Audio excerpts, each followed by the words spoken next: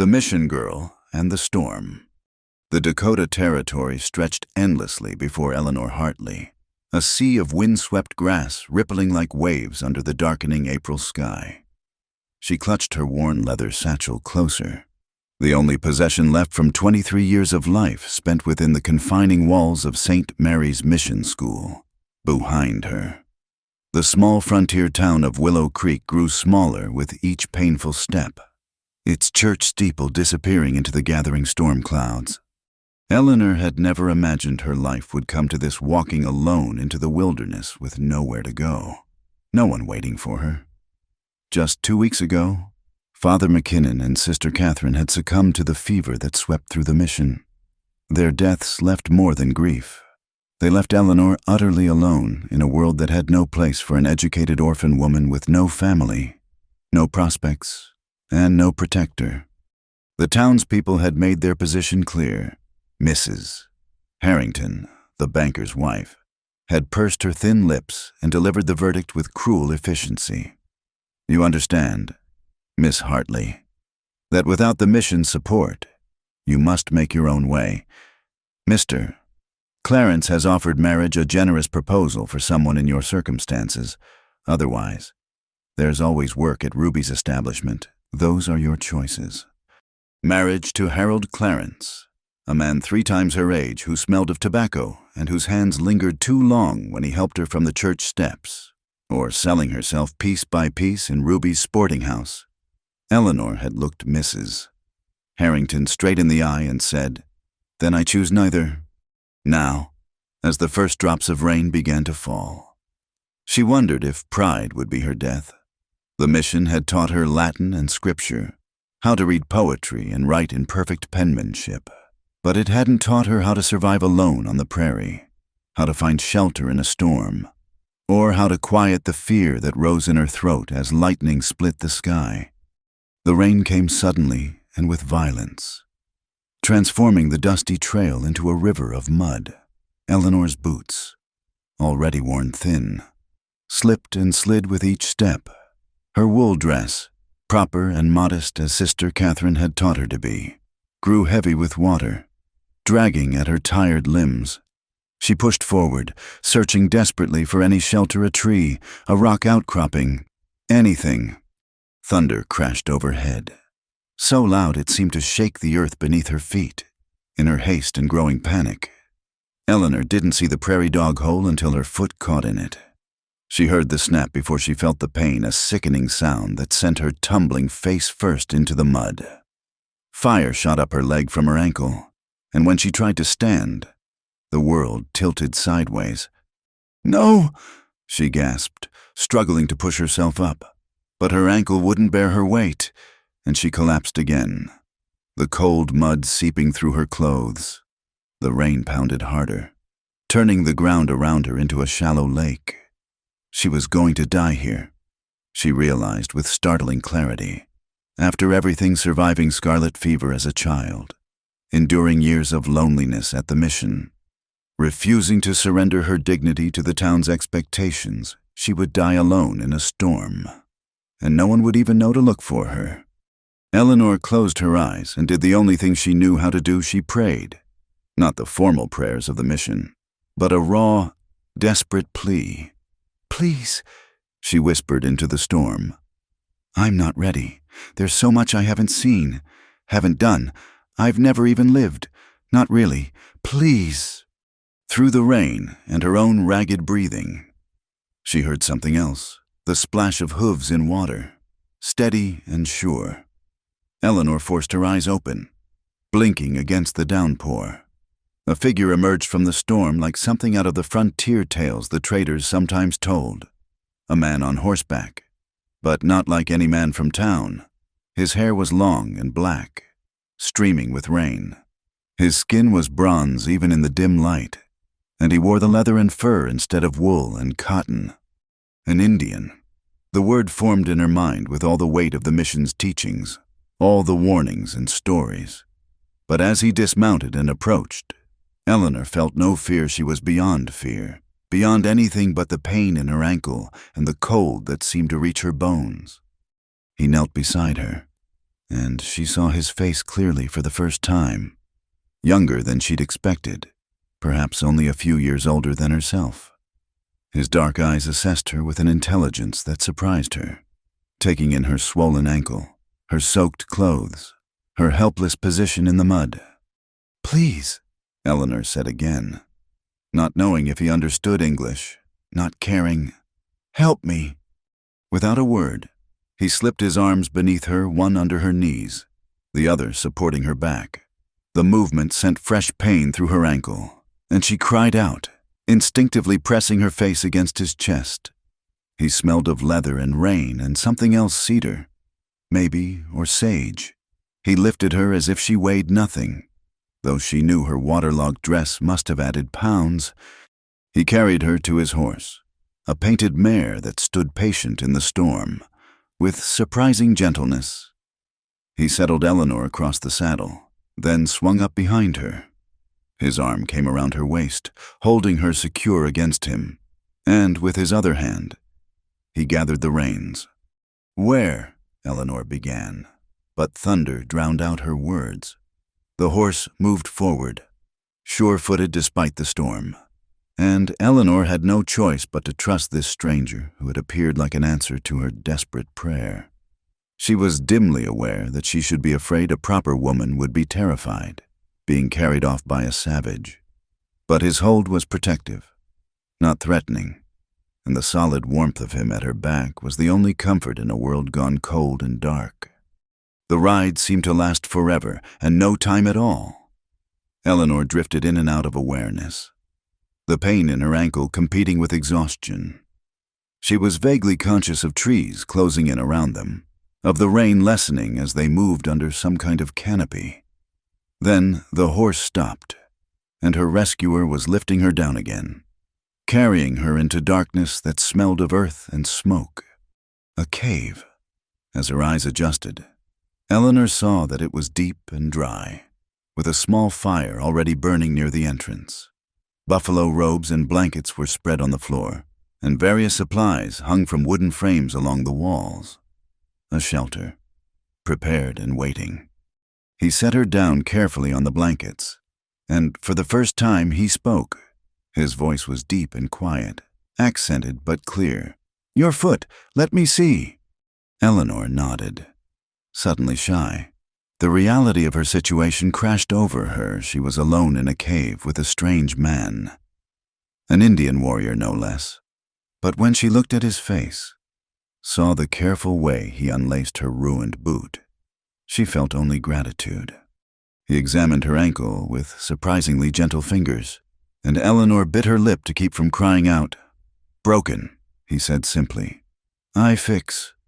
From a leather pouch, he produced strips of cloth and began mixing something in a small wooden bowl. Herbs, Eleanor thought, though she couldn't identify them. The paste he created smelled sharp and earthy. He smoothed it over her swollen ankle, then began wrapping it carefully with the cloth strips. "Breathe," he instructed when she tensed against the pain. "Deep, like this," he demonstrated, placing one hand on his chest, breathing in slowly through his nose. Eleanor mimicked him, surprised when it actually helped. "Thank you," she whispered when he finished. "I don't even know your name." "Lakota," he said, sitting back on his heels. "It means friend to all." "I'm Eleanor." She hesitated, then added, "It means bright light." Something that might have been amusement flickered in his dark eyes. "Your light almost went out in the storm." "Yes," Eleanor agreed, shivering as the reality of how close she'd come to death washed over her. Lakota noticed immediately, frowning at her soaked clothes. "You need dry clothes," he said, rising gracefully to his feet. From the supplies along the wall, he pulled out a bundle, a soft doe-skin dress and leggings. He set them beside her, then turned his back.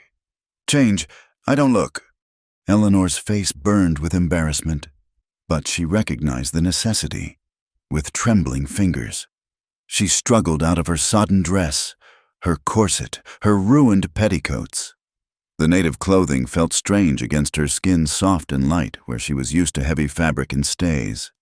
But it was dry and warm, and that was all that mattered. I'm decent," she said when she'd managed to dress herself. Dakota turned back, and if he noticed how the native dress transformed her from a proper mission woman into something altogether different, he gave no sign.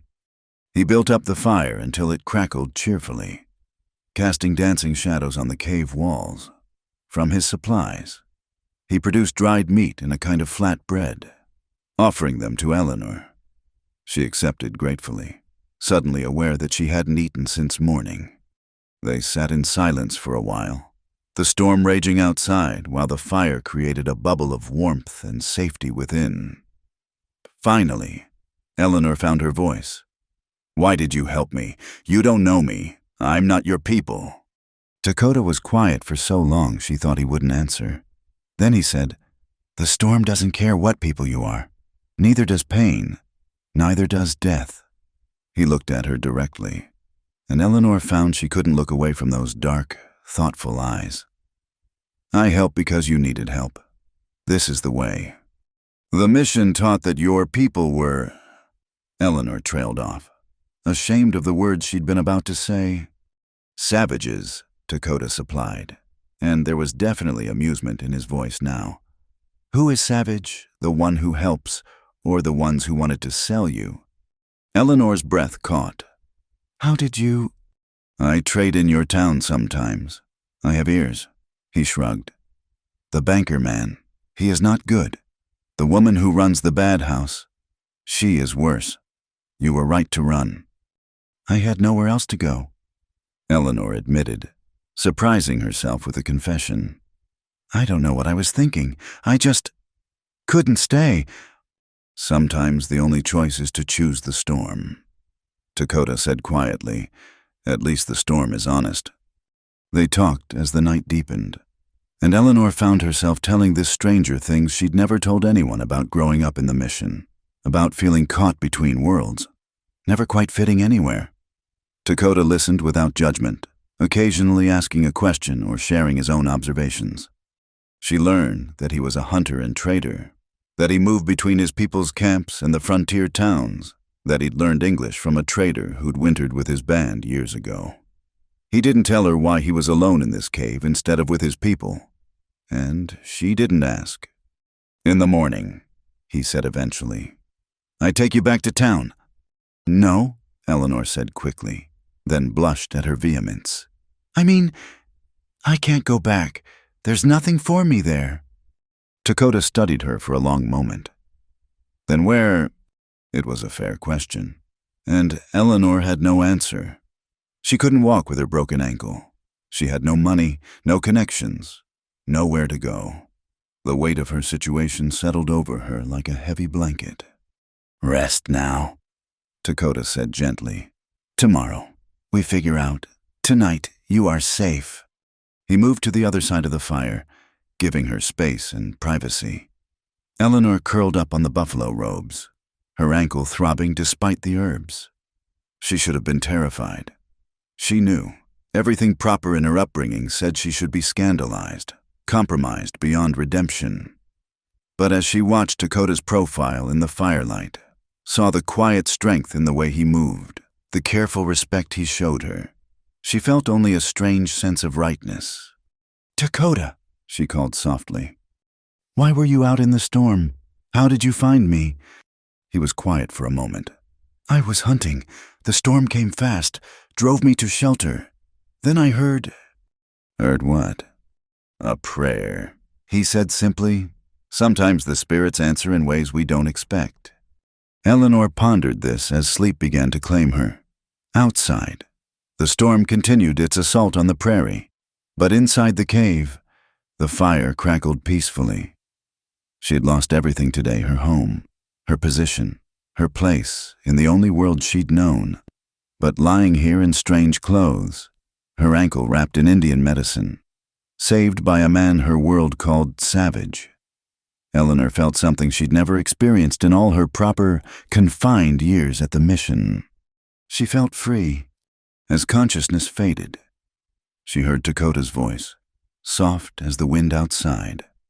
Trust comes with time, but time starts with choosing to learn. Eleanor smiled into the darkness. Perhaps tomorrow would bring new fears, new challenges. Perhaps she was foolish to trust this stranger, this man from a world so different from her own. But tonight, warm and safe while the storm raged, she chose to believe that sometimes prayers were answered by unexpected angels, that sometimes that salvation came on horseback through the rain, that sometimes the only way forward was to leave everything behind and step into the unknown. Shelter in the cave. Eleanor woke to the sound of water dripping and the soft crackle of a rebuilt fire. For a moment, she couldn't place where she was. The absence of morning bells and Sister Catherine's gentle wake-up call left her disoriented. Then the events of yesterday crashed back the storm, the fall, the Indian warrior who had saved her life. Dakota sat near the cave entrance, his back to her, working on something with quiet concentration. Morning light filtered in around him, revealing that the storm had passed, leaving the world washed clean. Eleanor tried to sit up and immediately gasped as pain shot through her ankle. He turned at the sound, and Eleanor felt suddenly self-conscious in the borrowed doeskin dress. In daylight, she could see him more clearly, the strong lines of his face, the way his dark hair fell past his shoulders, the quiet grace in every movement. "How is the pain?" he asked, moving closer to check her ankle. "It's manageable." Eleanor lied, then admitted, "Actually, it hurts quite badly." A small smile tugged at his lips. "Truth is better. I make more medicine." He worked with the same careful precision she'd noticed last night, crushing herbs between stones, adding water from a leather flask. Eleanor watched, fascinated by the sureness of his hands, the knowledge passed down through generations that the mission would have called heathen superstition. "What are those herbs?" she asked, needing to fill the silence that felt too intimate in the morning light. "This one, willow bark for pain. This, arnica for swelling. This one." He held up a dried leaf. "My grandmother's secret. She was medicine woman. Was..." Eleanor caught the past tense. "She walks with the spirits now." 3 winters passed. He spread the paste on her ankle with gentle fingers. "She would have liked you." "Why do you say that?" Dakota glanced up at her. "She always said the bravest people are those who choose to leave when staying would kill their spirit. You have brave spirit." Eleanor felt tears prick her eyes. No one had ever called her brave before. At the mission, she'd been the obedient one, the grateful orphan who never caused trouble. "I don't feel brave. I feel foolish. I walked into a storm with no plan, no skills, no—" "You walked away from a cage," Dakota interrupted quietly. "Even birds need to learn to fly after they leave the nest."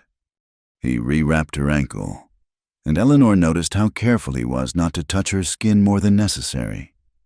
The respectful distance he maintained both relieved and oddly disappointed her. "I need to—" Eleanor gestured vaguely, her face burning with embarrassment at the basic human need she couldn't ignore any longer. Understanding immediately, Dakota helped her stand, supporting her weight as she hopped to a private corner of the cave he indicated. He turned his back without her asking, and Eleanor managed the necessities with as much dignity as possible given the circumstances.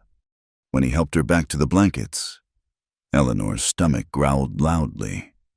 Dakota produced more dried meat and flat bread, along with a tea that tasted of mint and something earthy. "For pain," he explained, handing her the warm cup. They ate in companionable silence. But Eleanor's mind raced with questions and uncertainties, as if reading her thoughts. Dakota spoke. "Your foot will need time, maybe 1 moon to heal. You cannot walk far." He paused, seeming to choose his words carefully. "I must return to my people soon, but first I take you somewhere safe." "Where?" Eleanor asked, her heart sinking. She'd known this strange shelter couldn't last. But the thought of leaving, of facing the world again, filled her with dread. There is woman, Sarah Mitchell. She lives alone, 2 days' ride from here. She is between worlds. White woman who married Lakota man. He died, but she stayed. She might take you in. Eleanor absorbed this information. A white woman who'd married an Indian, such a person would be as much an outcast as Eleanor herself now. And if she won't, Dakota was quiet for a moment. Then we think of something else. But Sarah has good heart. She helps people who don't fit. Like you, Eleanor asked before she could stop herself. He looked at her sharply, then away. I fit nowhere and everywhere. It is complicated. Eleanor wanted to ask more, but something in his expression warned her off. Instead, she said, Tell me about your people. For the first time, Dakota truly smiled, and Eleanor's breath caught at how it transformed his face. He looked younger, almost boyish. What do you want to know? Everything, Eleanor said honestly. The mission taught us things, but I'm beginning to think much of what they taught was wrong. Some wrong, some right. We are people, like any people, some good, some bad, most in between. He added wood to the fire, settling more comfortably. My band, we follow the buffalo, trade with who will trade fairly. My sister, Winona, she leads the women. Strong woman, stronger than most warriors. She has daughter, Mika, 6 winters old, smart like fox, always asking questions. You miss them, Eleanor observed. Yes, but sometimes man needs to walk alone, to think, to understand his path. He glanced at her. You understand this? Eleanor nodded slowly. She did understand, perhaps better than she'd realized. At the mission, I was never alone, always surrounded by people, by rules, by expectations, but I felt empty, like I was playing a role in someone else's story. Now you write your own story, Dakota said simply. This frightens you. It wasn't a question, but Eleanor answered anyway. Terrifies me. I don't know how to survive out here. I can read Latin, recite scripture, embroider samplers, but I can't even build a fire. These things can be learned. Here. Dakota moved closer, pulling out his fire-making tools. I show you. For the next hour, he patiently taught her how to create fire from flint and steel, how to build it properly with kindling and larger wood. Eleanor's first attempts failed miserably, but Dakota never showed impatience, only offered quiet corrections and encouragement. When she finally produced a small flame that caught and grew, Eleanor felt a surge of pride, entirely disproportionate to the simple achievement. I did it. First lesson, Dakota said, and there was warmth in his eyes. Tomorrow, I teach you to find water, to know which plants are safe, basic things. You don't have to. Knowledge is gift, my grandmother taught me. Now I teach you. This is the way. He studied her face. Unless you think Indian knowledge is beneath you. No, Eleanor said quickly. No, I'm grateful. It's just, no one's ever taken time to teach me anything practical before. Only proper lady things. Proper lady things won't keep you alive out here, Dakota said dryly. But Latin might be useful if you meet educated bear. Eleanor laughed, surprised by his humor. I'll keep that in mind. As the day wore on, Dakota continued her education. He showed her edible plants versus poisonous ones, how to read weather signs, how to find direction without a compass. Eleanor absorbed it all with the same intensity she'd once applied to memorizing scripture. But this felt different, vital, real. When the sun reached its peak, Dakota announced he needed to hunt. You be safe here. Don't leave cave. I return before dark. The hours alone gave Eleanor time to think.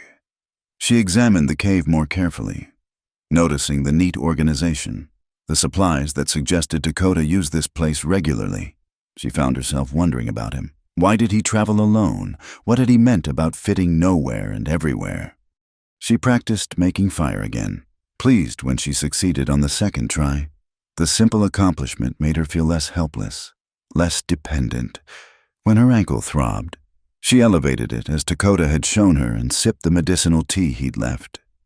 As afternoon shadows lengthened, anxiety crept in.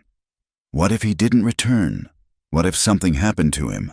Eleanor was startled by how much the thought distressed her. She'd known this man less than a day, yet already she trusted him more than people she'd known for years. Relief flooded through her when she heard approaching footsteps. Dakota appeared carrying a rabbit and a prairie chicken, already cleaned and ready for cooking. He seemed pleased to find her calmly tending the fire. "You learn quick," he said approvingly. "I had a good teacher." He showed her how to cook the meat properly over the fire, how to season it with wild herbs. The simple meal tasted better than any feast at the mission, perhaps because she'd helped prepare it, or perhaps because of the company. As they ate, Eleanor gathered courage to ask, "Why do you have this cave prepared? Do you stay here often?" Dakota considered before answering, "Sometimes a man needs place between worlds, not Whitetown, not Lakota camp. Place to think, to be only himself." He looked at her meaningfully. "You understand this need now?" "Yes," Eleanor whispered. "I do." Night fell, bringing with it an awkwardness Eleanor had avoided thinking about all day. Sleeping arrangements. Last night, exhaustion and pain had made it simple. Tonight, awareness crackling between them made every movement feel charged with possibility. "I sleep outside," Dakota announced, gathering a blanket.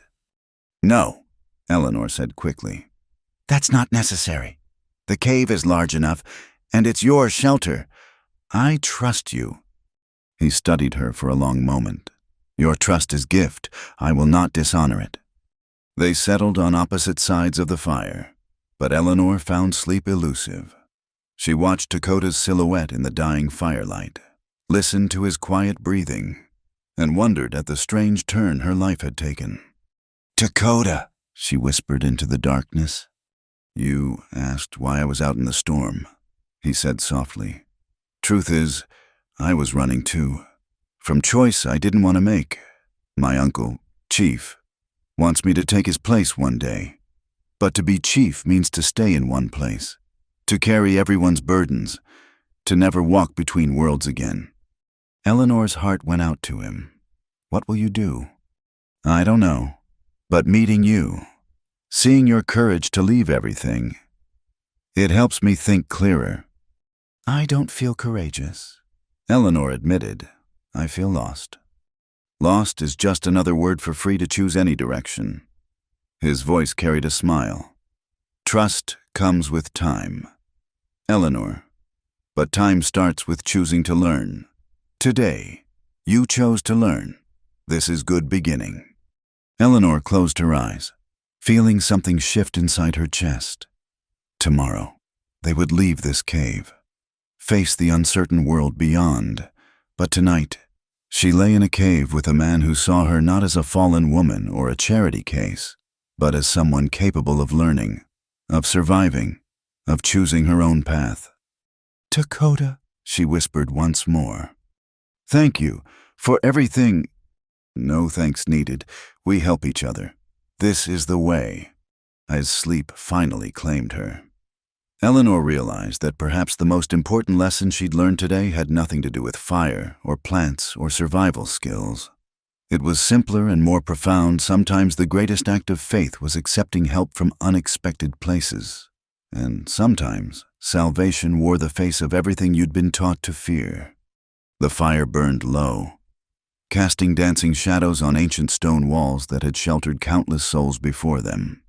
And in that timeless space between worlds, two people who fit nowhere found, for a moment, a place where they both belonged. Between worlds.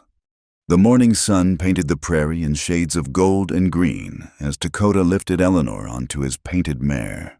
3 days in the cave had strengthened her ankle enough to bear some weight. though walking any distance remained impossible. As she settled against him, her back to his chest, Eleanor tried to ignore how natural it felt, how safe. "Where exactly is your camp?" she asked as they left the shelter of the trees. 2 days north, following the river. His arm came around her waist to steady her as the horse picked its way down a rocky slope. "But first, I take you to Sarah Mitchell." Eleanor's heart sank. She'd allowed herself to forget that this journey together was temporary, that Dakota had his own life to return to. "Of course," she said, keeping her voice steady. They rode in silence for a while, the rhythmic movement of the horse and Dakota's solid presence behind her creating an unexpected peace. Eleanor found herself memorizing everything the scent of sage crushed beneath hooves, the cry of hawks overhead. The way Dakota's breathing changed when he spotted something in the distance. "Riders," he said quietly, his body tensing. "Stay calm." 3 men on horseback appeared over a rise, white men in dusty clothes with rifles across their saddles.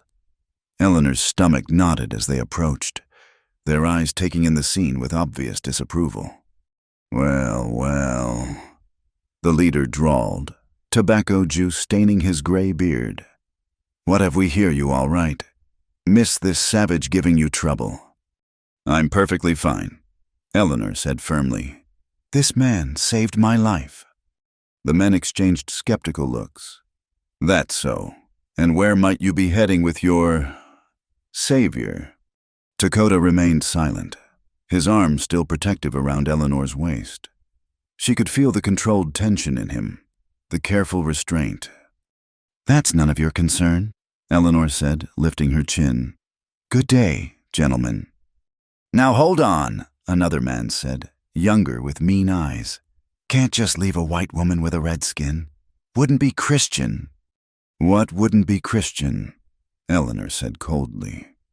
"Is leaving an injured woman to die in a storm, which is what would have happened without this man's help. Now, if you'll excuse us." The leader spat again.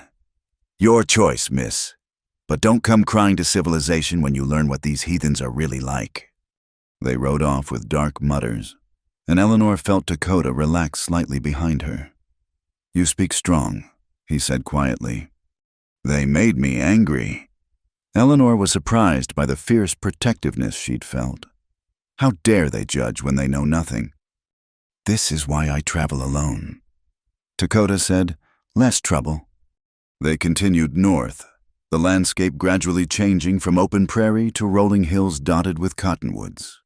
By midday, Eleanor's ankle throbbed despite the support of Dakota's arm. He noticed immediately she was learning he noticed everything and guided the horse to a shaded spot near a stream. "Rest," he said, helping her down.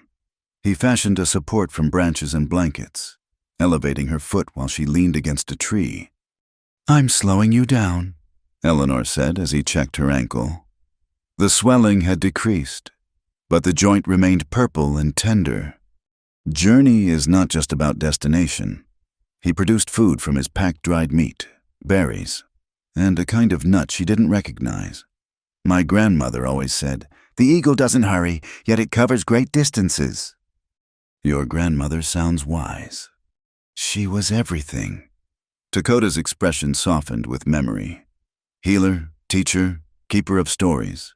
She taught me plants and medicines, but also taught me to see with more than eyes." "What do you mean?" He gestured to the landscape around them. "You see grass, trees, sky, but there is more. See how grass bends. Wind changes. Storm, maybe tonight. See those birds, they follow buffalo herd, maybe 2 miles east. Everything speaks if you know how to listen." Eleanor tried to see what he saw, to understand the language of the land. "Will you teach me more?" "If you want to learn." "I do." She hesitated, then asked, "What will your people think about you bringing a white woman to camp?" Dakota's expression grew guarded. "Some will welcome you, others will not. My sister Winona. She protects our ways, sometimes too fierce, but she is fair. she will see your true heart. And if she doesn't, then we face that when it comes." He helped her stand. "Ready." The afternoon brought new challenges. They had to cross a river not deep but swift, and Eleanor clung to Dakota as the horse struggled against the current. On the far bank, they encountered a small herd of buffalo, magnificent and terrifying in their power. Dakota guided the horse in a wide arc, respectful of the massive beasts. "Your first buffalo," he observed, noting her wonder. "They're incredible, so much larger than I imagined." "My people live with buffalo. They give us everything: food, shelter, clothes, tools. We take only what we need. Honor their sacrifice." His voice carried deep reverence. "White hunters kill for sport, leave meat to rot. This is why buffalo grow fewer each year." As the sun began its descent, they crested a hill, and Eleanor gasped. Below lay a valley with a winding creek, and along its banks, dozens of teepees arranged in circular patterns. Smoke rose from cooking fires. Children played between the lodges, and horses grazed in the meadows beyond. "My people," Dakota said simply, but Eleanor heard the emotion in his voice. "Home." They descended slowly, and Eleanor became aware of the attention their arrival drew. Activities ceased as people emerged to stare. Women in beautifully decorated dresses whispered behind their hands. Warriors stood watchful. Children peered from behind their mothers' skirts. An older woman strode forward, her bearing regal despite her simple clothing. She had Dakota's sharp cheekbones and intelligent eyes, though her expression was far less welcoming. She spoke rapidly in Lakota, her tone clearly displeased. Dakota responded calmly, but Eleanor caught the tension in his voice. The woman, this must be Winona, turned her penetrating gaze on Eleanor. Studying her from head to foot, she spoke again, a question this time. "My sister asks why I bring you here." Dakota translated. Eleanor straightened despite the pain in her ankle. "Because he is honorable and helped someone in need. Because I had nowhere else to go. And because—" She looked directly at Winona. "I wish to learn." Dakota translated, and something flickered in Winona's eyes. She spoke again, her tone slightly less hostile. "She says you speak bold for one who cannot even walk properly. She asks what you can offer our people." Eleanor thought carefully. "I can teach. I know letters and numbers, can help with trader negotiations. I can learn your ways and perhaps help bridge understanding between our peoples, and I'm willing to work to earn my place here." As Dakota translated, a small figure burst from between the teepees, a little girl with flying braids and Dakota's smile. She launched herself at him as he dismounted, chattering excitedly in Lakota. "Mika," he said warmly, swinging her up into his arms. The child peered at Eleanor with bright curiosity, then said something that made several nearby women laugh. "She says you have strange pale skin, but pretty eyes." Dakota translated, his lips twitching. "And she wants to know if your hair is really that color or if you paint it like warriors paint their faces." "Despite everything," Eleanor laughed. "Tell her it's really this color, though I sometimes wish it weren't so difficult to manage." This earned another laugh from the women, and Eleanor sensed a slight thawing. Winona spoke again, her tone businesslike. "You stay in Empty Lodge at Camp Edge. Tomorrow, we see if you speak true about working and learning. Tonight, you rest." She turned to Dakota, adding something that made him frown. "What did she say?" Eleanor asked as he helped her down from the horse. "She reminds me of my responsibilities, of choices that must be made."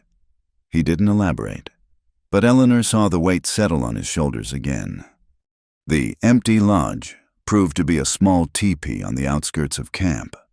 Dakota helped her inside, where buffalo robes and blankets created a comfortable space. An older woman appeared with food and water, studying Eleanor with curious eyes before departing. "I must go," Dakota said reluctantly. "Speak with elders. Explain. You will be safe. Mourning." I come back. Eleanor caught his hand as he turned to leave. Dakota, thank you. I know this isn't easy for you, bringing me here. He looked down at their joined hands, and Eleanor quickly let go, face burning. But he caught her hand again, holding it gently. Easy is not always right. You needed help. I helped. Now my people will help. This is the way.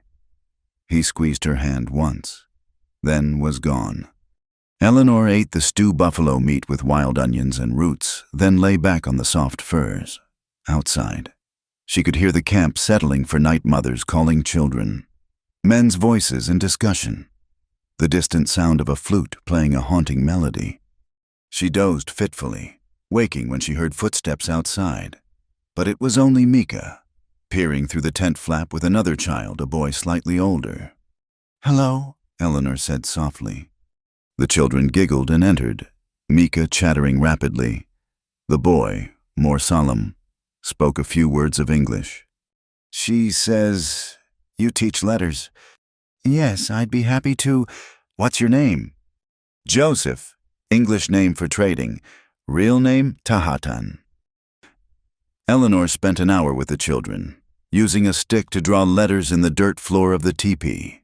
They were quick learners, eager and bright. Other children gradually joined them, until Eleanor had a small class. Winona appeared in the doorway, watching silently.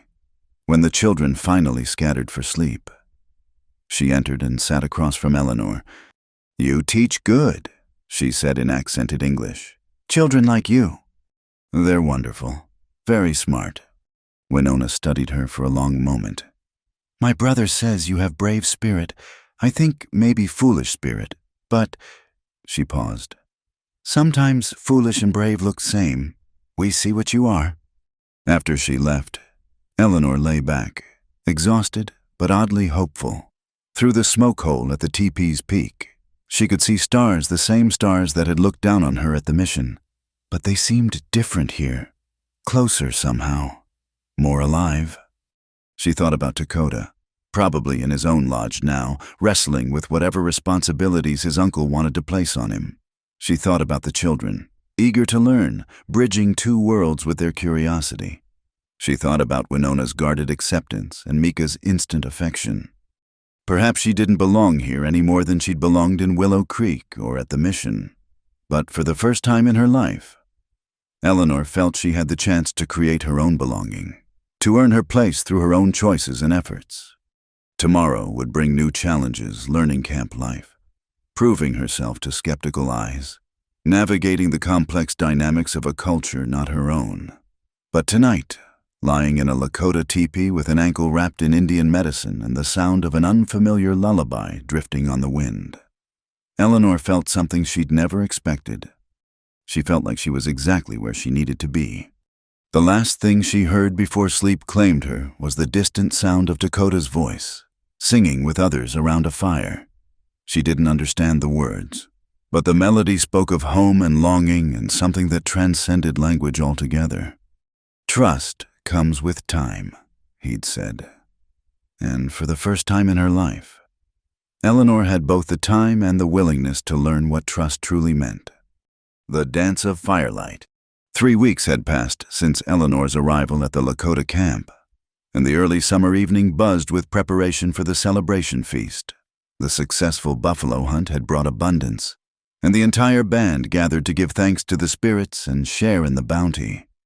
Eleanor worked alongside the women, her fingers now skilled at tasks that had once seemed impossible. Eleanor, your bread is burning, Mika called out in the mix of Lakota and English that had become their special language. Eleanor rushed to the fire, rescuing the flatbread just in time. Winona, working nearby, made a sound that might have been approval. Their relationship had evolved from suspicion to cautious respect, though Eleanor still felt she was constantly being tested. Better, Winona said, examining the bread. You learn. Tonight, you join the feast properly, not as visitor, but as one who contributes. The words warmed Eleanor more than the fire. She'd worked hard these weeks learning to prepare buffalo meat, gather plants, maintain a household fire, and mend clothing with sinew and bone needles. Her ankle had healed, leaving only a slight limp that barely slowed her down. But it was her teaching that had truly earned her place. Every morning, children gathered for lessons in English letters and numbers. Even some adults had begun joining, recognizing the practical value in dealing with traders. Eleanor had also started learning Lakota in exchange, though the language's complexities still challenged her. "Dakota returns," Mika announced, pointing toward the camp entrance. Eleanor's heart jumped, as it always did when he appeared. He'd been gone 3 days on a hunting party, and she'd found herself watching for him more than she cared to admit. Their interactions had become charged with unspoken awareness, lingering glances, hands that touched when passing items, conversations that danced around deeper truths. He rode in with the other hunters, their horses laden with game. His eyes found hers across the busy camp, and the smile he gave her made her stomach flutter like a captured butterfly. She turned back to her work, face warm, aware of Winona's knowing look. As darkness fell, the camp transformed. The central fire blazed high. Drums began their rhythmic pulse, and the air filled with singing and laughter. Eleanor sat with the women, wearing a dress Winona had given her, soft deerskin decorated with simple beadwork. She'd never felt more beautiful or more nervous. The feast was glorious roasted buffalo, wild turnips, berries, and the bread she'd helped prepare. Stories were told in Lakota, and though Eleanor couldn't understand all the words, she felt the power of them, the way they connected past and present, binding the people together. Then the dancing began. Warriors moved in the inner circle, their steps precise and powerful, telling stories of hunt and battle. Women danced in the outer ring, their movements flowing like water. Eleanor watched, mesmerized by the unity of sound and motion, the way individual dancers became part of something larger. "You watch, but don't join," Dakota said, appearing beside her. He'd changed into his finest clothes, a shirt decorated with intricate quillwork, his hair adorned with an eagle feather. Eleanor tried not to stare at how handsome he looked in the firelight. "I don't know the steps," she said. "I'd make a fool of myself." "All dancing is foolish if you think too much." He held out his hand. "Come, I teach you." Eleanor's heart pounded. Around them, people watched with interest. She knew this moment was significant, that accepting his hand meant more than just learning to dance. She thought of all the rules she'd broken already, all the lines she'd crossed. One more couldn't hurt. She placed her hand in his. The drums shifted rhythm as Dakota led her into the circle. Other dancers made room, some smiling encouragement, others watching with curiosity. Dakota positioned her across from him, his hands gentle but firm on her waist. "Listen to drums," he said softly. "Feel the beat in your heart. Don't think, just move." At first, Eleanor was painfully aware of everyone watching, of her clumsy feet trying to follow the steps. But Dakota was patient, his eyes never leaving hers, his hands guiding her through the movements. Gradually, something shifted. The drum beat seemed to sync with her heartbeat. The fire's warmth merged with the heat in her blood. And suddenly, she was dancing, really dancing. The world narrowed to just them, the pressure of his hands, the grace of his movements, the way their bodies moved in harmony. She laughed from pure joy, and he smiled in a way that made her feel like she was flying. Around them, the other dancers moved, but Eleanor was aware only of Dakota, of the way the firelight caught in his dark eyes, of the strength in his arms as he spun her. The dance seemed to last forever and end too soon. When the drums finally changed rhythm, signaling the dance's end, Eleanor found herself breathless and glowing. Dakota's hands lingered on her waist for just a moment before he stepped back, and the loss of contact left her oddly bereft. "You dance like you were born to it," he said quietly. "I had a good teacher," Eleanor replied, echoing their first conversation about fire-making. They returned to their places. But Eleanor felt the change between them, electric and undeniable. She caught other glances too, some approving, some concerned. Winona watched her brother with an unreadable expression. The celebration continued late into the night. Eleanor found herself pulled into more dances, the women teaching her their steps with laughter and patience. But her eyes kept finding Dakota across the fire, and each time their gazes met, warmth bloomed in her chest. When clouds began to cover the stars, promising rain, people started dispersing to their lodges. Eleanor helped clean up, working until only embers remained of the great fire. She was heading to her teepee when Dakota appeared from the shadows. "Walk with me," he asked. They strolled to the edge of camp, where the prairie stretched endlessly under the clouded sky. The air was thick with coming rain and possibilities. "You happy here?" Dakota asked, the question heavy with meaning. Eleanor considered carefully. "Happier than I've ever been," she answered honestly. "For the first time in my life, I feel useful, needed, free." "And when your ankle fully heals, when you could leave?" "Where would I go?" Eleanor asked, then shook her head. "No, that's not honest. I don't want to leave. This place, these people." She paused, gathering courage. I don't want to leave you." Dakota turned to face her fully, his expression intense. "Eleanor, you must understand. If you stay, if you choose this path, there is no going back. My people accept you now as teacher, as friend, but to be more." He struggled for words. "The white world will call you lost. They will say you've fallen, become less than you were." "They already say that," Eleanor said firmly.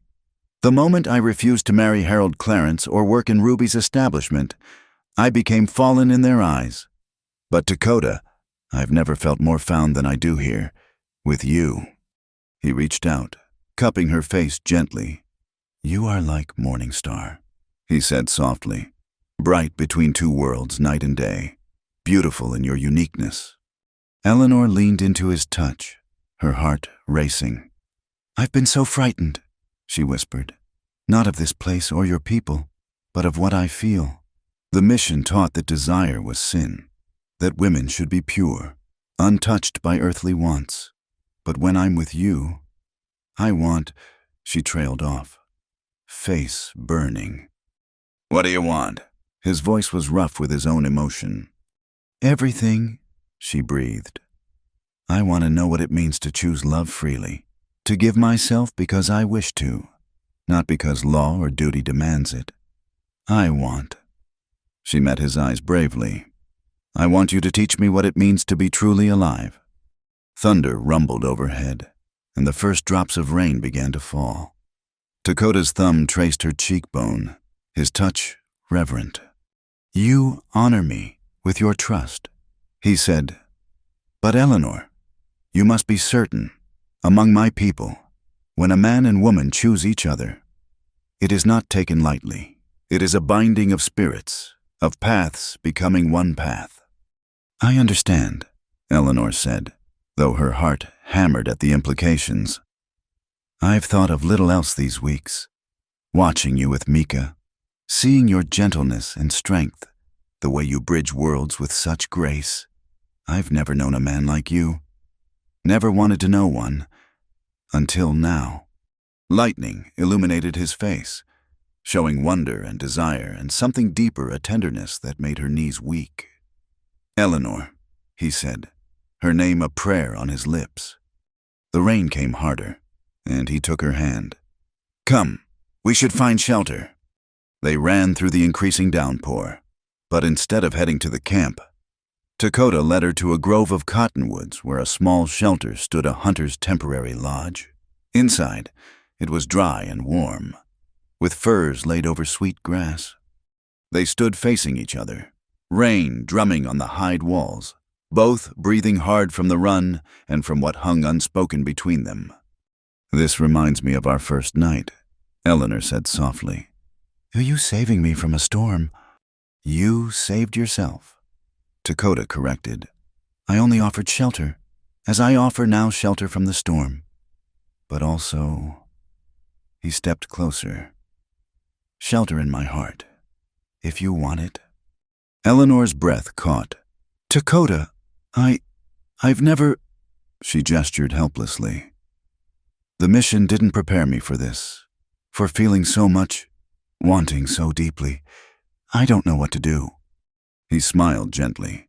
There is no need to know, only to feel, to trust, to choose. He took her hands in his. I have also never walked this path. In this way, it is my first night too. The echo of their future words hung between them, prophetic and profound. Eleanor understood then that this was her moment of true choosing, not just between worlds or ways of life, but between fear and courage, between the known emptiness of her past and the unknown fullness of a future with him. Teach me, she whispered, as you taught me to make fire, to read the land, to dance. Teach me how to love without shame, without fear. Dakota pulled her gently against him, and Eleanor melted into his warmth. First lesson, he murmured against her hair. Love is not taught, it is discovered, together, with patience and trust and joy. The storm raged outside, but within the shelter, there was only warmth and the promise of something beautiful beginning. Eleanor had crossed many boundaries to reach this moment, physical, cultural, spiritual, but as Dakota held her, his heart beat strong against her ear. She knew the greatest boundary she'd crossed was the one around her own heart. You happy here? He asked again, an echo of his earlier question. Eleanor lifted her face to his, brave and certain. I'm home, she said simply. And in that moment, with the prairie storm blessing their choice and the ancient spirits of the land bearing witness, Eleanor Hartley, mission orphan, fallen woman, unlikely teacher, became simply Eleanor, a woman who had chosen love and life and the freedom to dance in the firelight of her own making. The drums of her heart beat a new rhythm, wild and free and utterly her own. The river and the choice. The morning after the dance found Eleanor at the river's edge, her reflection wavering in the gentle current. She'd come here to think, to make sense of the tumult in her heart. The silver light of dawn painted everything in soft hues, and mist rose from the water like spirits ascending. You rise early, Winona's voice came from behind her. Eleanor turned to find Dakota's sister approaching with a water vessel. I couldn't sleep. My brother also walks restless. Winona knelt by the water, filling her container. You know what grows between you. It wasn't a question. Eleanor nodded, unable to deny what had become obvious to everyone. In your world, how does a woman choose a man? Winona asked. She doesn't, Eleanor said bitterly. Her father chooses, or circumstances choose, or desperate need chooses. The woman herself. She agrees or refuses, but rarely chooses freely. Winona studied her with those penetrating eyes. And you ran from such choosing. Yes. Here, women choose, but choosing means accepting all that comes with the choice. She stood, balancing the water vessel. My brother carries heavy responsibilities. To choose him is to choose his burdens too. What kind of burdens? Winona hesitated, then seemed to make a decision. Our uncle, Chief Red Crow, grows old. He has no sons. He looks to Dakota to lead when his time ends. But Dakota, she shook her head. He walks between worlds, cannot settle to one path. This torments him. Eleanor's heart ached for Dakota's struggle. And if he refuses, then another will lead, perhaps one who hates whites, who would forbid your presence here. Winona's expression softened slightly. I do not say this to frighten, only to help you understand. Your choice affects more than two hearts. After Winona left, Eleanor remained by the river, watching the sun climb higher. She thought of Dakota's words during the storm about being chief, meaning never walking between worlds again. She understood now why he'd been traveling alone when he found her. wrestling with a future he didn't want. "You think too loud," Dakota said, appearing as silently as his sister had. Eleanor smiled despite her heavy thoughts. "A skill I learned at the mission. The sisters said I could overthink a sunrise into darkness." He sat beside her, close enough that she felt his warmth. "What troubles your mind?" "Your sister told me about your uncle's wishes." Dakota's jaw tightened. Winona speaks too much sometimes. "She speaks from love," Eleanor said gently. "For you and for your people. I understand that now." They sat in silence for a moment, watching the river flow. Then Dakota spoke, his voice low and intense. "All my life, I have walked two paths, learning white ways to help my people trade fairly, keeping Lakota ways to honor my ancestors. But to be chief," he picked up a stone, threw it into the water. "To be chief means choosing one path only, staying in one place, speaking for all, not just myself. And you don't want that." "I don't know what I want," he admitted. "Except," he turned to her, eyes dark with emotion. "Except you. This I know with certainty that surprises me." Eleanor's breath caught. "Dakota." "Let me speak," he said urgently. "Last night, in the dance, I saw possible futures.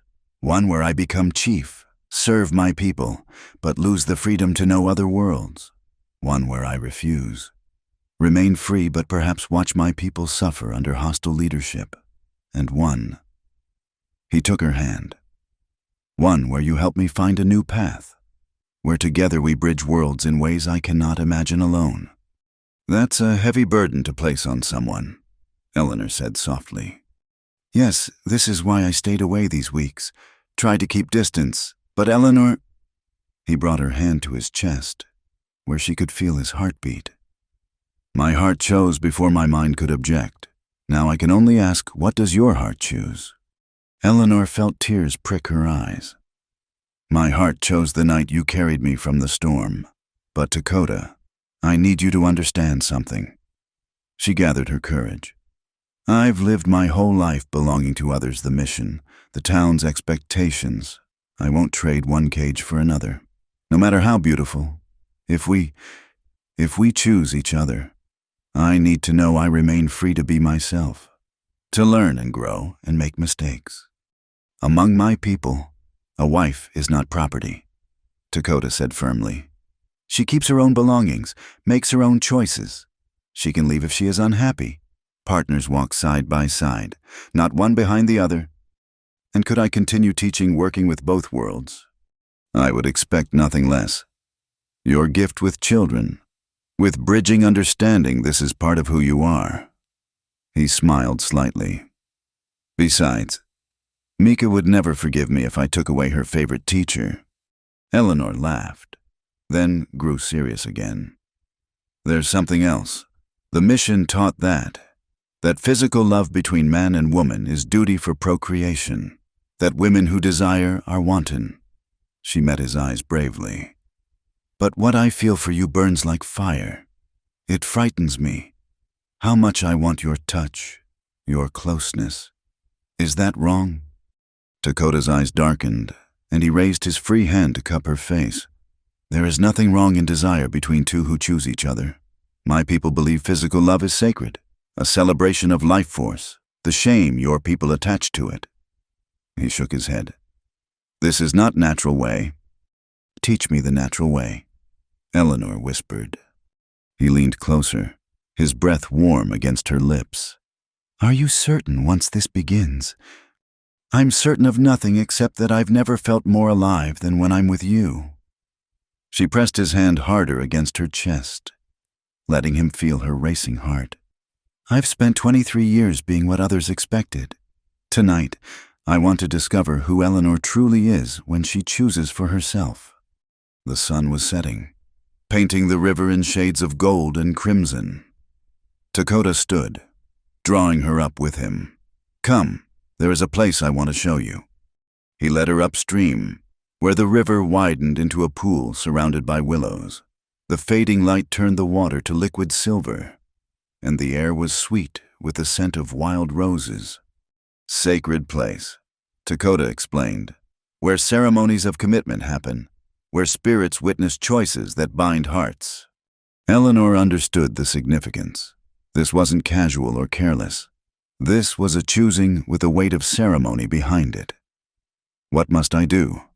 Wade into the water with me. Let the river witness our words. They removed their outer garments, and Eleanor was grateful for the fading light that hid her blushes. In her shift, she followed Dakota into the cool water, gasping as it swirled around her waist. He took both her hands, facing her in the chest-deep pool. The last rays of sun created a halo around his dark hair, and Eleanor thought she'd never seen anything more beautiful than his face in that moment, serious and tender and full of promise. "Eleanor Hartley," he said formally, "I offer you my heart, my protection, my partnership. I promise to honor your freedom as I honor my own, to support your gifts as you support mine, to walk beside you between worlds, finding new paths together. Do you accept?" Eleanor felt the weight of the moment, not heavy like a burden, but substantial like truth. "I accept," she said clearly, "and I offer you my heart, my trust, my partnership. I promise to respect your duties while maintaining my own spirit, to learn your ways while honoring where I came from, to stand beside you in whatever future we create together. Then let the spirits witness we are bound by choice, not force, by love, not duty, by hope for tomorrow, not fear of yesterday." He drew her closer, and Eleanor went willingly, the water supporting them both. When his lips finally met hers, it was like coming home to a place she'd never been but always belonged. The kiss was gentle at first, almost reverent, then deeper as passion ignited between them. "I've never known a man," Eleanor whispered against his lips when they parted for air. The words that would later become part of their story emerged naturally. "Honestly," Dakota smiled, his hands gentle on her waist. "My first night too in this way. Choosing freely, binding hearts with joy instead of obligation." They moved to the shore where he had spread blankets in anticipation and hope. In the shelter of the willows, with starlight beginning to pierce the darkening sky, Eleanor discovered what the mission had never taught, that love could be both sacred and passionate. That desire was not shame, but celebration. That two bodies could speak truths that words could never capture. Dakota was patient and gentle, teaching her the language of touch with the same care he'd shown teaching her to read the prairie. Each caress was a question, each response an answer, building a conversation of souls meeting in joy. When doubt crept in, old voices warning of sin and shame, he sensed it immediately, soothing with whispered words in both languages, reminding her that this was their choice, their creation, their truth. "You are like the river," he murmured, tracing patterns on her skin. "Flowing, changing, finding your course, beautiful in your power." Eleanor felt something break open inside her, not breaking like destruction, but like a seed cracking open to send out new growth. All the years of being told what she should want, should feel, should be fell away like old husks. In their place bloomed something wild and free and utterly her own. Later, they lay entwined under the vast prairie sky, Eleanor's head on Dakota's chest, listening to his heartbeat. She felt transformed, not into someone else, but into who she'd always been beneath the layers of others' expectations. "No regrets?" Dakota asked softly. "None," Eleanor said firmly. "For the first time in my life, I chose not what was proper or expected or safe, but what my heart wanted. How could I regret finding myself? And tomorrow, when camp knows, when challenges come." Eleanor rose on one elbow to look at him. "Then we face them together. Isn't that what partnership means?"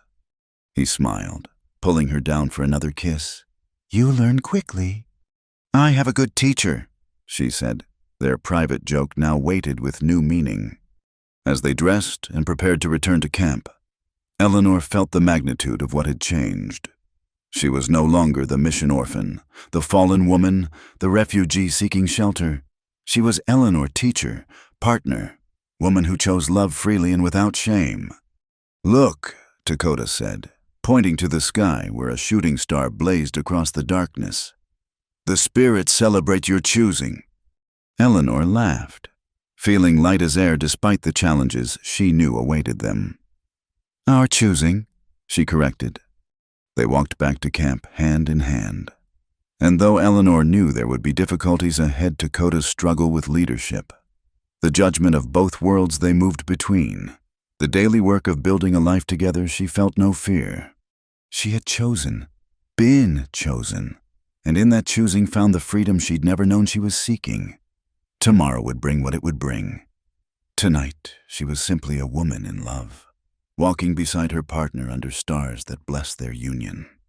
Trust comes with time, Dakota had said in the cave that first night. But sometimes, Eleanor thought, trust comes in a single moment of stepping into the unknown and finding solid ground where you least expect it. The river sang its ancient song behind them, witness to their promises, carrying their words downstream to join the endless story of hearts choosing joy over fear, love over loneliness, freedom over the familiar cages that no longer fit. Eleanor smiled. Squeezing Dakota's hand, she had never known a man before tonight. But more importantly, she had never known herself. Both discoveries, she decided, were worth everything she'd left behind and everything still to come. Between two fires, the dust cloud on the horizon meant trouble. Eleanor shaded her eyes against the morning sun, watching the riders approach the camp. Even at a distance, she could see they were white men, too many of them, riding with the purposeful pace of those on a mission. Eleanor Winona appeared at her side. Mika clutched protectively against her. "Go to my lodge, now!" But Eleanor stood her ground. After 2 months as Dakota's wife, she'd learned to face challenges directly. "No, whatever this is, I won't hide." The riders numbered about 15, led by a man Eleanor recognized with sinking heart, Reverend Paul Morrison from the Territorial Missionary Board. Beside him rode Harold Clarence, the banker she'd refused to marry, and several men from Willow Creek. Dakota emerged from the council lodge where he'd been meeting with the elders, his face carefully neutral. Other warriors flanked him, hands near weapons but not threatening. Chief Red Crow, ancient but still commanding, stood at the center. "Reverend Morrison," Dakota said in English, his tone polite but cool. "What brings you to our camp?" Morrison dismounted, his pale face flushed with righteous fervor. "I've come for Miss Hartley. We've heard disturbing reports that she's being held here against her will." "I'm Mrs. Dakota," Eleanor said clearly, stepping forward. "And I'm here by my own choice." The Reverend's eyes widened as he took in her appearance, the doe-skin dress, her hair in braids adorned with beads, the confident way she stood among the Lakota. "Dear God, Eleanor, what have they done to you?" "They've shown me kindness and acceptance," Eleanor replied. "More than I can say for Willow Creek." Harold Clarence pushed forward, his face red with anger. "You were promised to me your guardians at the mission agreed." "My guardians are dead," Eleanor cut him off. "And they had no right to promise me to anyone. I'm a free woman, making my own choices." "Free," Morrison's voice dripped condescension. "Look at yourself, child, living in sin with savages, abandoning your faith, your race, everything civilized society holds dear. This is not freedom, it's degradation." Eleanor felt Dakota tense beside her, but his voice remained calm. "She is my wife by our customs and her choice. You have no claim here." "Your customs," Morrison sneered.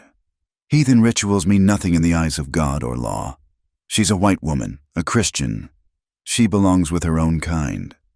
"I belong where I choose to belong," Eleanor said firmly, "and I choose here." Morrison turned to the other men. You see, she's clearly been corrupted, possibly enchanted by their pagan ways. It's our Christian duty to save her. Touch her and die, Dakota said quietly, and the very calmness of his tone made it more threatening than any shout. The tension crackled like lightning before a storm. Warriors moved closer, hands on weapons. The white men shifted nervously, several reaching for their guns. Stop, Eleanor stepped between the two groups. Reverend Morrison, you speak of Christian duty, then let me remind you of Christ's words about love, acceptance, and judgment. I've found more Christianity in this heathen camp than I ever did in your so-called civilized town. Blasphemy, Morrison hissed. You compare these savages to... To what? Eleanor's voice rose. To the good Christians who wanted to sell me into marriage or prostitution, to the charitable souls who turned away an orphan in need. Yes, Reverend, I do compare them. And the Lakota win that comparison every time. You're not thinking clearly, Harold said, attempting a reasonable tone. Come back with us. We'll say you were kidnapped, traumatized. Your reputation can be salvaged. Eleanor laughed, surprising everyone. My reputation, Mr. Clarence. My reputation was destroyed the moment I refused your generous offer. But here's what you don't understand. I don't want it salvaged. I'm happier as a fallen woman among the Lakota than I ever was as a respectable lady in your world. You call me lost, she continued, addressing Morrison directly. But I was never more found. You offer to save me, but I don't need saving. I have a husband who respects me, children who love learning from me, a community that values my contributions. What exactly are you saving me from? Morrison's face darkened. From eternal damnation. From the consequences of your unnatural union with this... Careful, Eleanor warned, her voice dangerous. That's my husband you're about to insult. Eleanor speaks truth, Chief Red Crow said suddenly in accented English. All eyes turned to the elderly chief. She came lost, hurt in storm. My nephew saved her life. She stays by choice, teaches our children, helps our people. She is blessing to us. She's a white woman, Morrison exploded. She has no business. I have every business. Eleanor interrupted. I'm a teacher, and there are children here eager to learn. I'm a bridge between worlds that desperately need understanding. I'm a woman who found love and purpose and freedom. If that damns me in your eyes, so be it. What about children? Harold asked desperately. They'll be half-breeds, belonging nowhere. Eleanor's hand moved instinctively to her belly, though she hadn't yet told anyone her suspicions. Any children Dakota and I have will belong to both worlds. They'll be raised with pride in all their heritage, taught to see bridges where others see only divisions. Winona moved to stand beside Eleanor, a gesture of support that wasn't lost on anyone. Even some warriors who'd been skeptical of Eleanor now stood firmly with her. Morrison made one last attempt. The territorial government won't stand for this. White women living with Indians, it's a powder keg. There'll be consequences. There are always consequences for choosing freedom, Eleanor said quietly. I've accepted that. Then you're truly lost, Morrison said with finality. I'll pray for your soul, Eleanor Hartley. Though I fear it's beyond redemption. It's Eleanor Dakota, she corrected. And I'll pray for yours, Reverend, that someday you might understand that love is never a sin, no matter what form it takes. The delegation prepared to leave, but Harold made one last appeal. Eleanor, please, think about what you're giving up: civilization, comfort, your own people. My own people, Eleanor's voice was sad but firm. Mr. Clarence, my own people abandoned me when I needed them most. These people took me in. They are my people now. As the riders departed, Eleanor felt the tension slowly ease from the camp.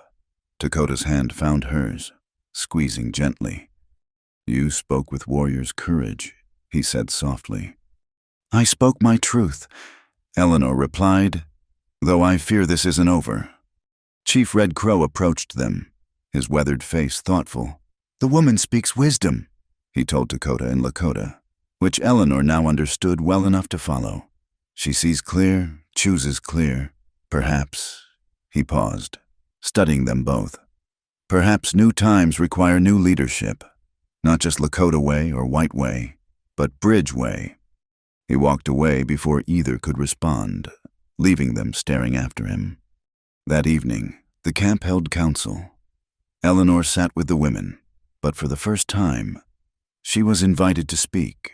She told them about the confrontation, about the threats Morrison had made. They'll be back, she warned. Maybe with soldiers next time. I won't be the excuse for violence against this camp. You would leave, Winona asked sharply. Eleanor met her sister-in-law's eyes. If it would keep you all safe. Yes, but I'd rather find another way. What way? An elder asked. Eleanor took a deep breath. We establish official teaching credentials.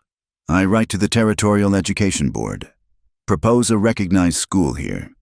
If I'm an official teacher at a sanctioned school, they have less excuse to interfere. Work within their system, someone scoffed. Use their system, Eleanor corrected. Turn their own rules to our advantage. It's what Dakota has always done with trading, learn their ways to protect our interests. The debate continued late into the night. Some saw wisdom in Eleanor's proposal. Others feared inviting more white interference. But gradually, consensus emerged they would try Eleanor's way first. Later, in their lodge, Dakota held Eleanor close. You were magnificent today, a true warrior defending her people. Our people, Eleanor corrected, then hesitated. Dakota, there's something I need to tell you. He pulled back to look at her face, concern in his eyes. What troubles you? Nothing troubles me. It's just... She took his hand, placed it on her still flat belly. I think we're going to have one of those children Harold was so worried about. Dakota's eyes widened, his hand spreading protectively over her stomach. You carry our child? I think so. I've missed my monthly time twice now, and I feel different. She searched his face anxiously. Are you happy?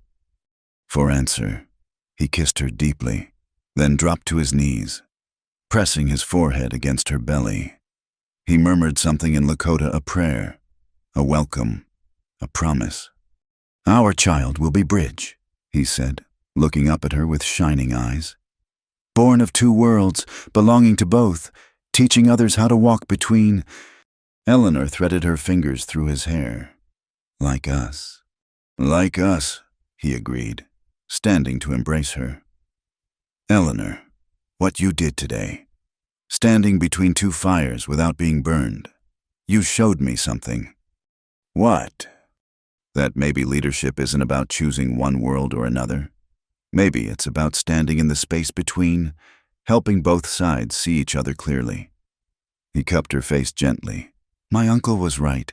New times require new leadership, not just me, but us, together. Eleanor felt tears slip down her cheeks. You mean?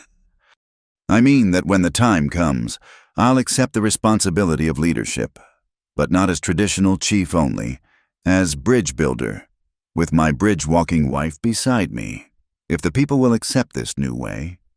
And if they don't, then we make our own path, as we always have. He kissed her forehead. But I think they will. Today showed that you've already changed things here. Eleanor changed me. Our child will grow up in a world we're helping to shape. Eleanor leaned into his strength, feeling the truth of his words. She'd come to this camp broken and lost, seeking only shelter.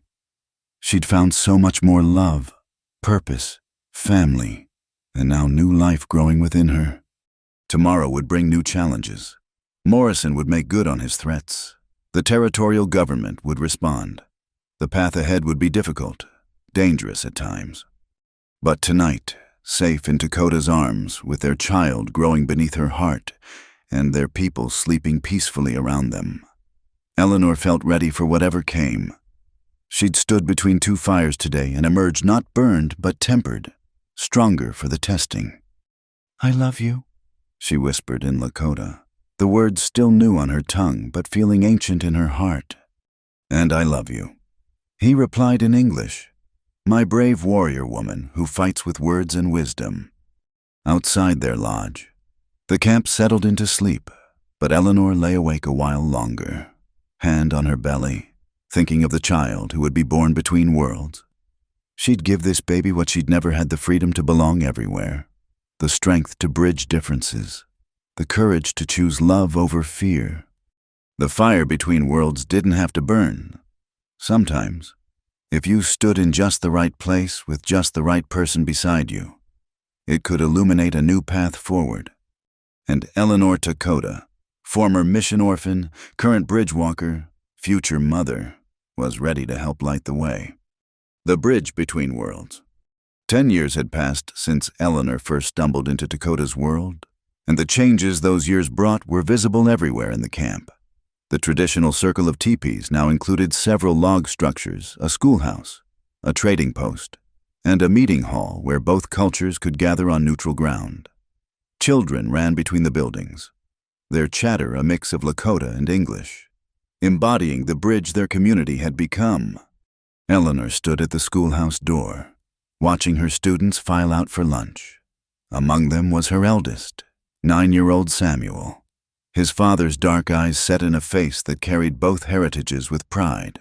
Behind him came 7-year-old Mary, named for Sister Catherine but called Winyan by her Lakota family, and 5-year-old James, whose Lakota name, Dakota, meant friend to everyone like his father. "Mama, can we go fishing after lessons?" Samuel asked in the fluid mix of languages that had become their family's natural speech. "Ask your father," Eleanor replied, smoothing his dark hair. "He's meeting with the territorial representatives today." The boy's face lit up with interest. "About the new treaty." "Yes, about the new treaty." Eleanor's smile held both pride and concern. The negotiations Dakota had been leading for months might finally secure official recognition of their community's unique status, neither reservation nor white settlement, but something new. Eleanor, Margaret Spencer, the young woman from Boston who'd arrived 6 months ago to help with teaching, hurried toward her. "The supply wagon is here, and they brought those textbooks you ordered." Eleanor felt a thrill of satisfaction. Establishing supply lines for educational materials had been one of her first victories in legitimizing their school. Now they had books, maps, scientific instruments, everything needed to give their children the best of both worlds' education. As she helped unload the wagon, Eleanor noticed Winona watching from her lodge, her sister-in-law. Now a grandmother herself, had become Eleanor's fiercest ally after initial skepticism. She approached now, carrying baby Rose, Samuel's infant daughter from his young marriage to a trader's daughter.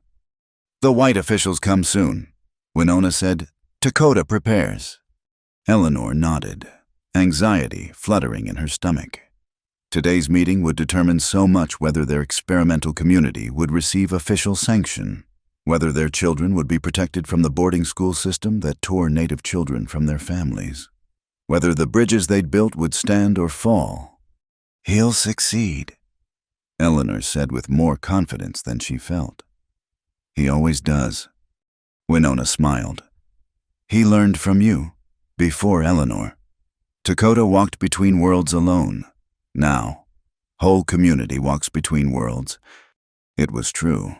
Their camp had become a haven for those who didn't fit neatly into either society: mixed-blood families, white women who'd married Native men, Native families who wanted their children educated in both ways, even some former soldiers who'd grown disillusioned with the government's policies and sought a different path. And Mrs. Dakota. Young Joseph, now a man of 20 and one of their first students to attend college, rode up quickly. "The officials are coming. Chief Dakota requests your presence." Eleanor hastily smoothed her dress, a practical blend of American and Lakota styles that had become her signature, and made her way to the meeting hall. Inside, Dakota stood with the council, wearing his formal chief's regalia but with the addition of a white man's vest, another symbol of the bridge he represented. Their eyes met across the room, and he smiled that private smile that still made her heart race after all these years. She took her place beside him as 3 territorial officials entered, led by Governor Hamilton himself. "Chief Dakota, Mrs. Dakota," the governor greeted formally. He was a pragmatic man who'd shown more flexibility than his predecessors. "Shall we begin?" The negotiations were complex, requiring all of Eleanor's diplomatic skills alongside Dakota's wisdom. They presented their case a self-governing community that promoted peaceful coexistence, educated children in both cultures, and served as a model for future integration. "What you're proposing is unprecedented," one official argued. "A community neither under full U.S. jurisdiction nor tribal sovereignty. Unprecedented times require unprecedented solutions." Eleanor responded, "Our children prove it works. They're fluent in both languages, skilled in both traditional and modern ways. They can hunt buffalo and solve algebraic equations. They honor their ancestors while preparing for a changing world." "And what of expansion?" another official asked. "As more settlers come west?" "We teach cooperation, not conflict," Dakota said firmly. "Our young men work as guides and translators. Our trading post serves both communities fairly. We prevent conflicts by building understanding." The discussion continued for hours. Eleanor presented documentation of their educational achievement, students who'd gone on to college, others who'd become successful traders or mediators. She showed how their community had reduced tensions in the region, creating economic opportunities for both cultures. "There's still the matter of federal recognition," Governor Hamilton said finally. "Washington won't easily accept such an arrangement. Then let us prove it works."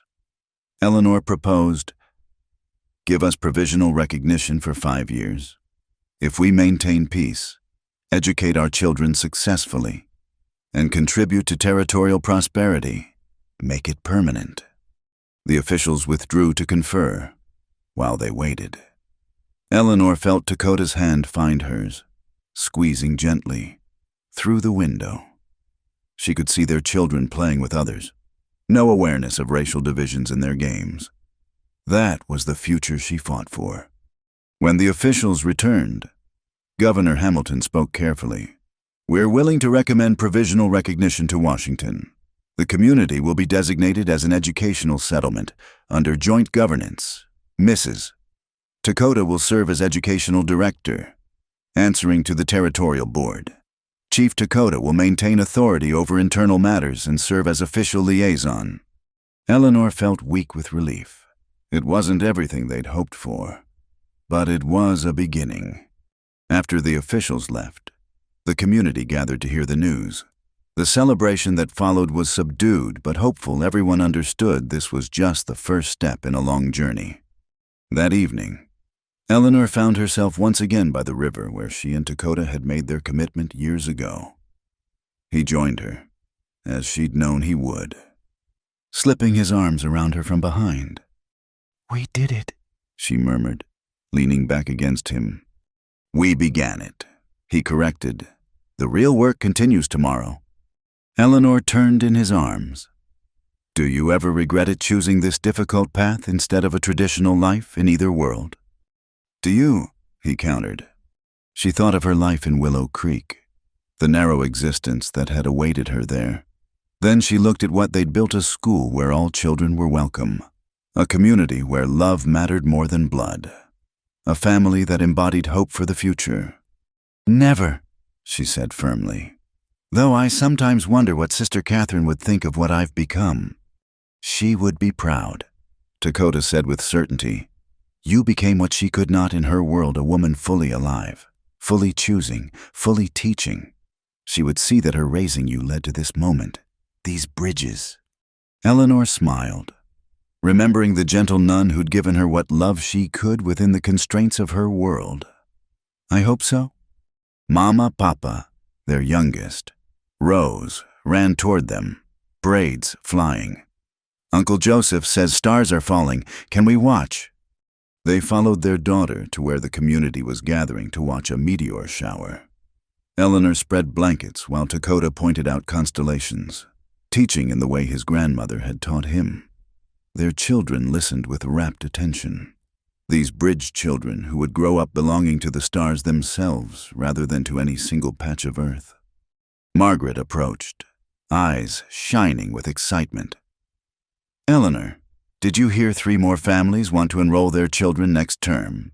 And the Territorial Board approved funding for the new dormitory for students from distant communities. Eleanor smiled. Their school was becoming what she'd dreamed, a place where understanding grew alongside reading and arithmetic, where children learned that difference wasn't something to fear but to celebrate. You've accomplished so much, Margaret said admiringly. When I think of where you started. We all start somewhere, Eleanor said gently. I was fortunate to fall into the right hands when I needed them most. As if summoned by her thoughts, Winona appeared with her newest grandchild. Sister, she said. The title still made Eleanor's heart warm. The children want to hear the story again, how you and Dakota met. It had become tradition, this telling. Eleanor settled among the children, Dakota beside her, and began the familiar tale. But tonight, with their provisional recognition secured and stars falling like blessings overhead, she told it differently, not as a story of rescue, but of mutual salvation, not as a tale of loss, but of finding, not as an ending, but as a beginning that continued to unfold. He guided me gently all night, she said, looking at Dakota with all the love of their shared years. And I learned that night that to choose love is to choose life itself. And then what happened? Little Mary asked, though she knew the story by heart. And then, Eleanor said, gathering her daughter close. We built bridges, between worlds, between hearts, between past and future. We're still building them. Will we build bridges too? Samuel asked seriously. You already are. Dakota told his son, every day. Just by being who you are, children of 2 worlds, citizens of tomorrow. The meteor shower continued overhead, each falling star a wish, a hope, a promise. Eleanor sat surrounded by her family blood and chosen, native and white, young and old, and marveled at the journey that had brought her here. She'd begun as Eleanor Hartley, mission orphan with no place in the world.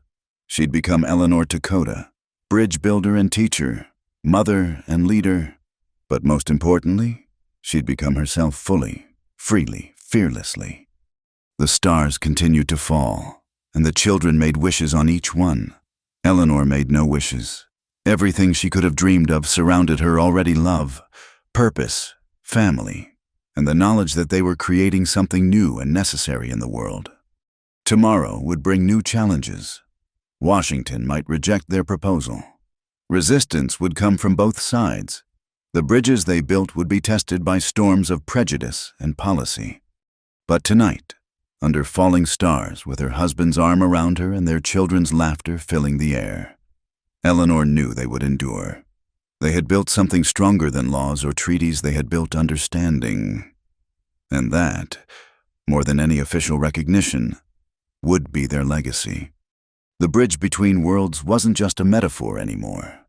It was a living reality, embodied in every child who spoke both languages, every family that honored both traditions, every heart that chose love over division. And Eleanor Dakota, once lost between worlds, now stood firmly at the center of a new one they were creating together. The legacy of a storm. Eleanor Dakota sat in a rocking chair on the porch of the schoolhouse, her silver hair catching the late afternoon sun. At 63, her face bore the lines of laughter and weather, of years spent building bridges between worlds. Her hands, once soft from mission life, now showed the strength of decades of work, teaching and living. Grandmother Eleanor. A young voice interrupted her reverie. She smiled at the girl standing uncertainly at the porch steps. Sarah Whitman, fresh from Philadelphia, her Eastern clothes dusty from the journey. The girl clutched a carpetbag with white knuckles, her eyes wide with the same fear and determination Eleanor remembered from her own youth. "Yes, child, and you must be Sarah. Margaret wrote that you were coming." I didn't know where else to go," Sarah said, her voice trembling. "My guardian died, and his nephew wanted, that is, he expected—" She trailed off, face flushing. "Come, sit," Eleanor said gently, patting the chair beside her. "You're safe here. This place was built for those who need a new beginning." As Sarah settled beside her, Eleanor studied the girl, perhaps 19, educated from her speech, but with that lost look of someone whose world had shifted beneath her feet. "Tell me your story," Eleanor encouraged. "Sometimes speaking our troubles aloud helps us see the path forward." Sarah's tale was painfully familiar. Orphaned young, raised by a distant relative who saw her as unpaid help, then faced with impossible choices when her guardian died. She'd heard about the bridge school, as people now called their community, from a traveling teacher. "They say you take in anyone," Sarah said hesitantly. "That you teach more than just books. That you help people find where they belong." Eleanor smiled. "We try, though belonging isn't something we give you, it's something you build for yourself. One choice at a time." Grandmother. A whirlwind of energy burst onto the porch her great-granddaughter, Little Moon, Samuel's youngest. The 8-year-old had her great-grandfather's dark eyes and Eleanor's determined chin. "This is Miss Sarah," Eleanor told the child in the fluid mix of languages their family used. "She'll be staying with us." Little Moon studied Sarah with frank curiosity. "Are you running away too? Grandmother ran away once. It's how she met Grandfather and saved our whole people." "I didn't save anyone," Eleanor corrected gently. "We all saved each other. That's how community works." "Will you tell the story?" Little Moon asked eagerly. "Miss Sarah should hear it. Everyone who comes here should hear it." Eleanor glanced at Sarah, who nodded eagerly. "Very well. Though remember, Little Moon, every story changes in the telling, shaped by time and memory." She began as she always did, with the storm. But this time, telling it to another young woman fleeing an impossible situation. Eleanor found new meaning in the familiar words. She spoke of the mission, of the narrow choices offered to women without protection, of the desperate flight into the prairie. "I thought I was choosing death over dishonor," she said quietly. "Instead, I chose life, real life, with all its complexity and challenge and joy." She told of Dakota finding her, of those first days in the cave learning she could survive, of choosing to trust, to learn, to love. Sarah listened with rapt attention, especially when Eleanor spoke honestly about overcoming the prejudices she'd been taught. "But weren't you afraid?" Sarah asked. "Giving up everything familiar?" "Terrified," Eleanor admitted. "But I learned something important. The things we think we're giving up are often the very chains holding us back. I didn't lose civilization by joining the Lakota. I found a different kind of civilization, one that valued me as a whole person." "Tell about the dancing," Little Moon prompted. "And the river." Eleanor smiled. Continuing the tale, she spoke of learning to dance in firelight, of the sacred river ceremony, of standing between two fires when the town came to rescue her. "You call me lost, but I was never more found." She repeated the words she'd spoken decades ago. Sometimes being lost is just another word for being free to choose any direction. As she talked, others gathered, children finishing their lessons, adults done with the day's work. This had become tradition over the years. These storytelling sessions where history lived in shared memory. Margaret appeared, her own hair gray now, but her enthusiasm undimmed, telling the old tales again.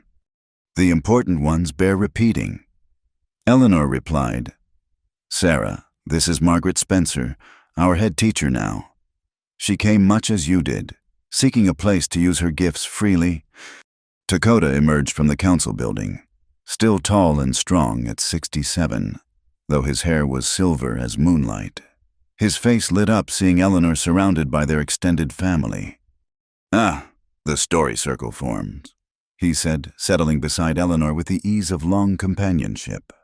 "Which part have we reached?" "She just chose you at the river," Little Moon reported. "Now tell about building the school." Together, Eleanor and Dakota continued the tale, the challenges of creating their bridge community, the resistance from both worlds, the slow building of trust and understanding. They spoke of their children, who grew up belonging everywhere, of the students who'd gone on to become teachers, doctors, interpreters, leaders.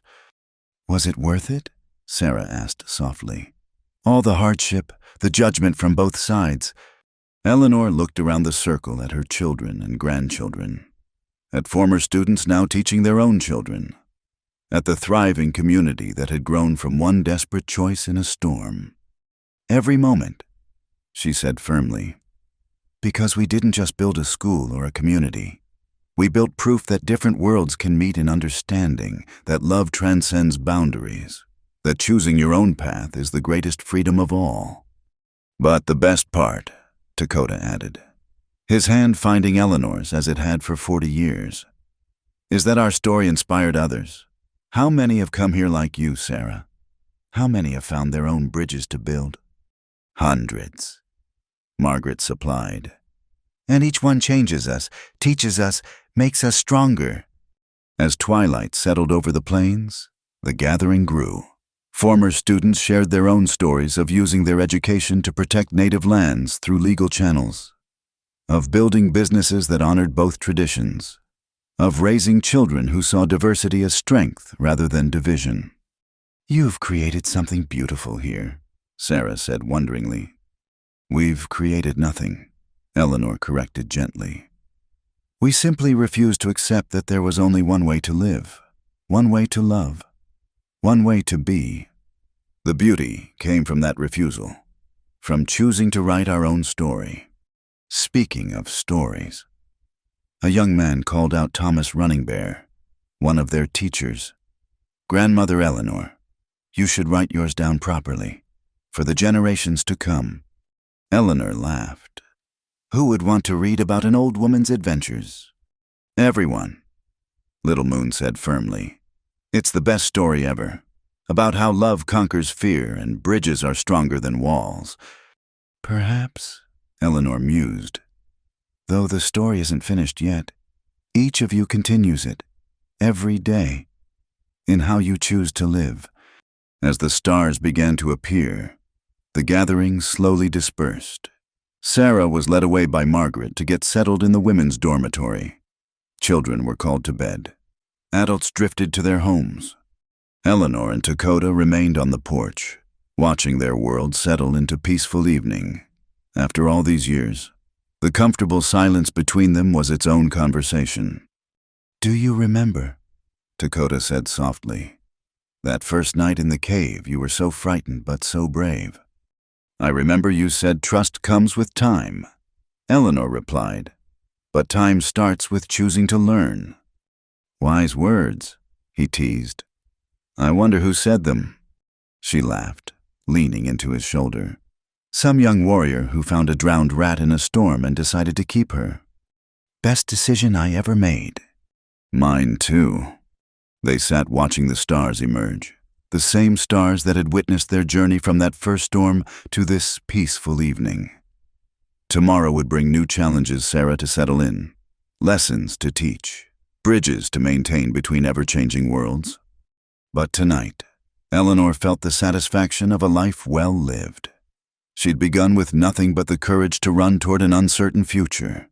She'd found love, purpose, family, and the knowledge that one person's choice to trust could ripple outward, changing countless lives.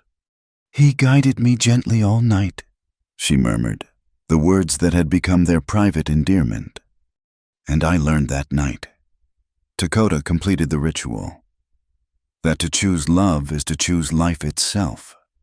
Little Moon appeared one more time, ready for bed, but wanting one last word with her great-grandmother.